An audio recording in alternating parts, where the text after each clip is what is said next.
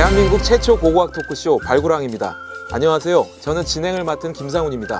네, 안녕하십니까. 예, 같이 공동 진행을 맡은 강인욱입니다. 오늘은 차인표 얘기 안 하시네. 아, 제가 하려고 했는데 또 그 치고 들어오시네. 예, 괜찮습니다. 그냥 진행을 하시죠. 고고학계의 차인표, 네, 예, 그만. 강인욱 교수님이십니다. 감사합니다. 예. 자, 오늘은 좀 이렇게 발칙한 주제죠. 제가 아까 이거 제목을 받고 과연 나와야 되는 것인가 좀 고민을 했습니다. 뭐 이렇게 고민을까지. 상당히 민감한 주제, 중요한 주제긴 한데요. 좀 이렇게 되게 민망한 것도 좀 있고요. 예, 그렇습니다. 예. 자, 오늘은 경주 월지에서 지금 발견된 목재 남근에 대해서 저희가 한번 다뤄볼 작정입니다. 남근 얘기를, 그죠? 이게 참 어떻게 보면은 또 이 요즘 같은 시대에 또 그럴 수도 있지만 어쨌든 뭐 우리 고고 자료고 우리가 또 한번 학문적으로 또 한번 분석해 볼 필요가 있는. 인류의 문화에서 성이란 것을 빼어놓을 수 없고, 특히 이거는 종족의 번식과 관련되어 있기 때문에 그것이 하나의 유물로 나왔을 경우는 또 저희가 그것을 하나의 사회 현상으로서 해석할 수 있는 것은 어떻게 보면 고고학자의 의무일 수도 있겠죠. 그렇죠.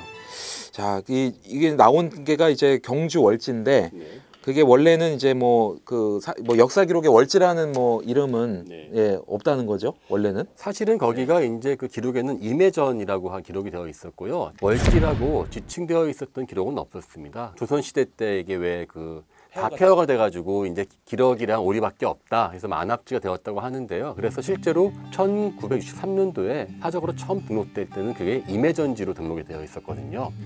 그랬다가 발굴을 하고 여러 가지 자료가 나와서 2011년도에는 이제 경주 동궁과 월지라는 이름으로 다시 개명돼서 현대는 월지라고 많이 불리고 있습니다.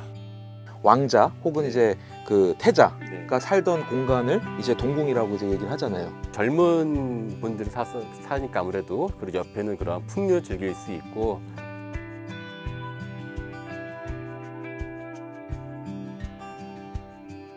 사실 또 이게 지금도 그렇습니다만 국가를 하나 운영하는데 그 갖고 있는 엄청난 스트레스와 접대 내지는 수많은 외교 손님들, 아마 그런 것들에 대한 어떤 하나의 공간으로서 아마 경복궁의 경회로와 상당히 비슷하지 않았을까. 그래서 1975년도에 월지가 이제 처음 발굴이 되고 그 이후에 이제 유물이 뭐 수만 점이 나왔어요. 그래서 신라 생활사의 박물관으로 불리는 그런 곳입니다. 70년대에 경주에 있던 그 대대적인 정비 사업을 하면서 이 폐허가 되어 있는 그 안압지를 다시 정비하겠다. 그래서 이게 월지라는 게 약간 달라요. 보통 발굴을 하면 땅을 파내서 이제 거기서 흙 속에서 나오는데, 월지는 특이하게도 물을 다 빼내고 물 속에 있는 진흙들이죠. 진흙에서 나오기 때문에 평소에 나오기 어려운 다양한 목재 유물들이 많이 나옵니다.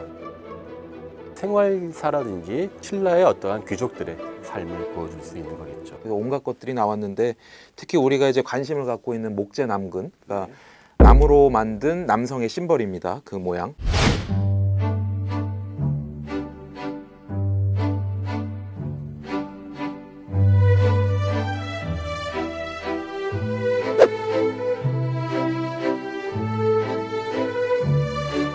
사실은 이게 자위기구라고 보는 이제 학설에 주장하는 이제 근거들도 있어요. 이제 우리 PD가 이제 지금 사진을 지금 올려주고 있을 텐데, 요 특히 75년 5월 29일 날 나온 17.5cm 길이의 그 남근상. 네.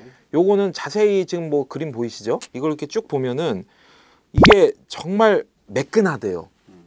정말 표면이 매끈하게 담아져 있고, 그리고 결정적인 증거. 요쪽 그 위쪽 부위에 돌기가 있어요. 딱 하나가 튀어나와 있거든요. 그러니까 이게 도대체 왜 하필 그 위치에 돌기를 해놨을까? 그러니까 이런 의문들이 생기는 거고, 너무 매끈해. 그러니까 이게 왜 그랬을까? 그거거든요. 저는 잘 모르고 다 모르신데 오늘. 이것은 개인적인 용도라기보다 저는 제사 용도로 보는 게 합당하지 않을까 해요. 네. 어떤 근거에서 그렇게 보세요? 자기만의 어떠한 남들에게 보기 민망한 그러한 뭐 동영상이라든지 모르겠습니다. 수많은 어떤 자기만의 것이 있다면 그것을 만약에 내가 버린다, 예컨대 그거를 제가 조용히 다 파기해서 버리겠습니까? 남들 다 있는 경복궁 경유에 버리겠습니까? 그것도 또 그렇게 볼 수도 있겠네요. 네, 아니 물론 개인이 충분히 그거는 뭐 개인의 취향으로 볼 수 있다 치지만 그걸 굳이 귀족들과 왕이 놓는 경회를 예컨대 그 당시에 월지가 그런 용도인데 거기에 그러한 그 완벽한 것을 갖다 버리겠는가? 아니 근데 귀족들이나 왕들도 뭐 즐기고 싶을 거 아닙니까? 그러한 즐기는 것이라든지 개인적 취향이 있다면은 그 개인적인 취향은 신라에만 있었겠는가? 삼국이나 조선, 고려 다 있었겠죠. 네. 다른 궁을 조사했을 때 그와 같은 것이 굳이 호수 안에서 나왔다. 저는 그런 거는 못 봤거든요. 근데 경회로를 물을 빼고 파낸 적이 있나요? 조사를 한 적도 있고요. 그리고 그 외에도 이제 저는 이제 기본적으로 감추어야 될 개인적인 그런 그 물건들을 굳이 이렇게 그 남들 다 있는 데서 한번 버리겠느냐. 그래서 좀 숭배에 가깝다. 제사를 하고 거기다 이제 풍요를 상징하면서 만들어서 거기서 직접 그 제사를 지내고 버렸을 가능성이 더 높지 않을까. 남근 숭배라는 것은 아마 인류학적으로도 그렇고요. 전 세계에 널리 퍼져 있는 그러한 풍습이기 때문에 사실 뭐 그렇게 이상할 건 없습니다. 신라는 그 이거 말고도 토 있지 않습니까? 보면 토도 되게 그러한 적나라한 표현들이 많이 있거든요. 신라는 사회 시스템적으로 그러한 성기라든지 성에 대한 것을 상당히 개방적으로 그것을 오픈했다는 것이 참 저는 중요하다고 생각해요. 성 모랄이 좀 달랐다는 거죠? 아니요, 오히려 개방적으로 그거를 인지시켰다고 저는 생각합니다. 그러니까 그거는 사회 시스템적으로 다른 거죠. 어떤 데는 절대로 보여주지 않고 몰래 전하는 데가 있는가 하면 오히려 이렇게 그걸 내놓고 사실 보면은 삼국 유사 같은 경우 보면 특히 유독 이 성기가 아주 큰 지증왕이라든지 그러한 이야기가 참 많거든요. 아 그렇죠. 예. 그 엄청난 그 길이를 자랑했다고 하시는 그 부분이죠. 고대 사회에서 큰 성기는 어쨌든 권력의 상징이고 그런 부분에서 우리가 또 신라 왕 중에서 이 성기 사이즈로 기네스북에 오를 만한 왕이 2명이 있다. 삼국유사 기록에 보면 지증왕의 음경 길이가 1척 5촌. 그러니까 우리 지금 현재 도량형으로 하면 이게 48cm. 이게 인간이 가능한 길입니까 이게? 그냥 뭐 네. 근데 또 저기 또 부인을 만났는데 부인은 또 이제 네. 그 키가 2m 25cm. 2m 25cm? 여자 저 크기 와. 그 왕비를 갖다 얻는 방법도 이 대변의 굵기를 보고, 그러니까 한마디로 그것은 실제 그랬는지는 모르겠지만 적어도 왕이 되려면은 그러한 왕이나 왕비가 되려면은 그 능력이 좋아야 된다라는 것을. 근데 그것을 신라나 백제, 그러니까 고건의 백제는 별로 그런 게 없는데 유독 신라에는 좀 그런 것을 상당히 오픈해서 사회적으로 용인하지 않았는가라는 생각을 좀 할 때가 있고. 또 다른 왕이 또 있어요. 이분은 이제 24cm예요. 그러니까 그 기록에는 8촌으로 돼 있는데 현재 도량형으로는 24cm. 경덕왕인데 사실 이것도 좀 과장법이긴 한데 지증왕에 비하면 좀 현실적이긴 한데. 그러니까 이제 좀 현실감이 조금 와요.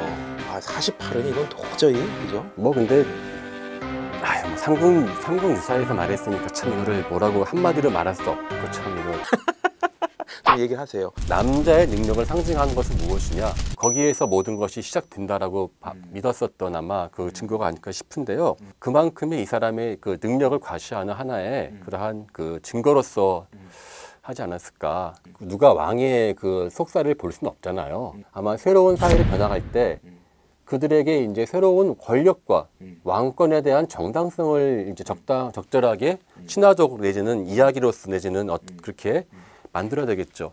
그때 이 신라는 이미 제 생각에 상당히 성적으로는 다른 나라에 비해서 개방적이었기 때문에 아마 그러한 그 성적인 능력에 대한 믿음도 있지 않았을까. 그렇다면은 본 적 없지만은 저분은 강한 권력이기 때문에 결국은 그와 같은 합당한 그러한 것을 가지고 있었다. 합당한 그것. 예, 뭐 아마 그런 식으로 제 생각에는 사회적인 이데올로기를 만들어서 했지 실제로 그분이 그랬을 것이다. 저는 그거는 조금 믿기 어렵다고 생각이 들어요. 그렇죠. 아까 뭐 토 말씀도 하셨습니다마는 그 국립경주박물관인가요? 그 묘한 자세의 그 토들이 전시가 돼 있지 않습니까? 보셨죠? 참 재미있는 게요. 토 같은 경우도 재미있는 게 신라인들의 보면은 그 금관을 만드는 그러한 엄청난 그러한 그 기술인데 유독 토는 되게 거칠고 원시적으로 하는 게 참 많거든요. 원초적인 느낌이 나죠. 그거는 아마 의도적으로 그렇게 하지 않았을까. 자세가 묘했어요. 그 토들, 그 자세들. 기억 안 납니다.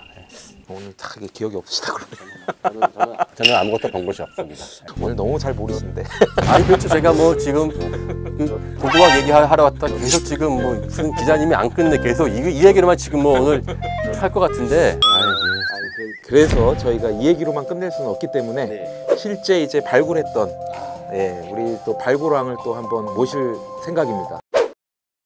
윤근일 전 국립경주문화재연구소장님 나오셨습니다. 최규하 대통령. 아니 저게 뭐요? 어제 이게 뭐 남글이라고. 아이고 이거 참 민망해라. 종락경찰서에 불려가고 바로 이게 청와대 보고가 되고 이래 하니까 이런 일들이 있었어요. 예. 기왕이면 그 남군도 좀 구해가지고 말이지. 아유 저기 이거 이렇게 했으면은 사실적에서 저는 오래 남았어요. 한잔 하시죠. 아유 감사합니다.